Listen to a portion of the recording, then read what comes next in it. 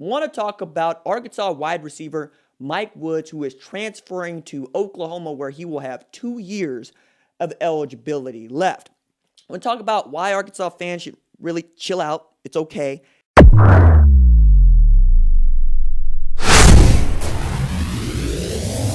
Yo, what's going on, Arkansas Razorback fans, SEC fans everywhere? Welcome to the one and only Pig Trail Network YouTube channel. I'm Ty Hudson. I hope you guys are doing awesome. I'm doing okay. I caught the latest RJ Young video that discussed Mike Woods leaving the University of Arkansas for Oklahoma. He talked about how Hog fans need to kind of pump the brakes. You saw the beginning of this video. Pretty sure my video is going to be demonetized because I included his. But I thought, you know what? We need a Razorback response to this. Someone who follows the Hogs, covers the Hogs like I do, and is also a fan of the Razorbacks. So let's kind of give our perspective as to why some Hog fans, I'm not going to say are panicking, but are at least disturbed by this move and what this could mean for the Razorbacks in the future. Arkansas, did they react crazy on Twitter? Yes. Look, RJ's not wrong, and he's absolutely right. You've got great pieces coming back next year. Blake Kern, super senior, not quite a great option for them on offense, but he's someone who's developed into a pretty reliable check-down target. And Hudson Henry, it's yet to be seen what he's capable of doing, but I do think he has a pretty high ceiling, right? Traylon Smith, 5+ yards per carry in SEC play? Are you kidding me? Come on. The guy's going to be, I think he's going to be wonderful. They're bigger up front on the offensive line. And judging from what I saw in the spring in the red-white scrimmage, their offense is still just as quick.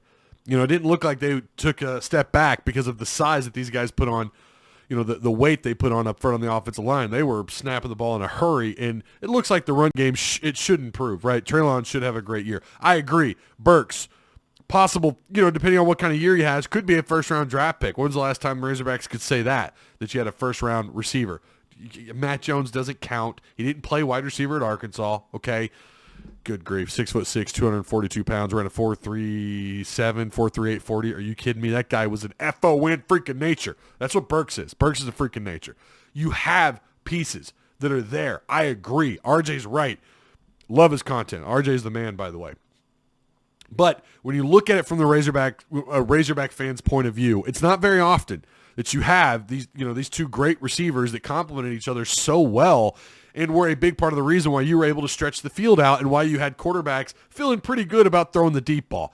The separation that these two guys created between themselves and the corner or the defender was top-notch. Going into the 2021 season, you felt like you could have one of the best receiver 1-2 punches, right? Your 1 and 2 receivers could be one of the best, not the best, but one of the best in the SEC in the veer and shoot offense with Kendall Briles. Now you don't. Yeah, you've got 4 stars, right? On the depth you feel pretty good about, but there's a lot of unknowns. What about Knox? Are we going to get 2019 Knox? Are we going to get 2020 Knox, who took a pretty significant step backwards, right? What are we getting there? Devion Warren, putting up Donkey Kong numbers too until he got hurt. He was also averaging north of, 17 yards per reception like Mike Woods was. He had half the catches because he got hurt, and it was severe enough that he missed out on the rest of the 2020 season, right? He went out right before the halfway mark a year ago, if I remember right. So you don't know what you're getting out of Devion Warren moving forward in 2021. A lot of unknowns, and that's what fans are panicking about a little bit. We've got star power, but we know star power doesn't always translate to instant success on the field. Sometimes it takes a little bit. So how does this impact the Arkansas offense? Obviously, we'll have to wait and see. Now, the other argument, and I think it's a valid one, is the timing of it all. You know, why didn't he, if he really didn't have the confidence in the quarterback situation, again, that's just a rumor. We don't know if that's the case. But if he didn't have confidence that this offense would do its job or would put together a product on the field that would advance him in his draft grade in 2021, why didn't he wait maybe at least until after the first or second scrimmage? Why wait until the end of spring camp when other guys could have had the opportunity to run with the ones, to get their opportunity to get in sync with KJ Jefferson, the presumed first, the starting quarterback, QB1? Why did he wait till the end of the spring? Did it take him until the final red-white scrimmage to figure out, this isn't where I think I'm going to, I don't think Arkansas's in my best interest in terms of, my draft grade and where I could go in the draft.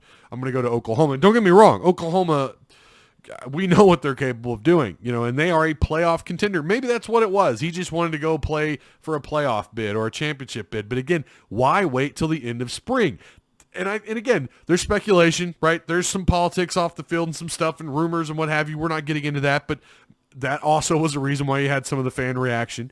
Fan is short for fanatic after all. There's plenty to be excited about going into 2021. You're just going to be without Mike Woods. That sucks. Good luck at Oklahoma, as we've mentioned here before. We wish him the best.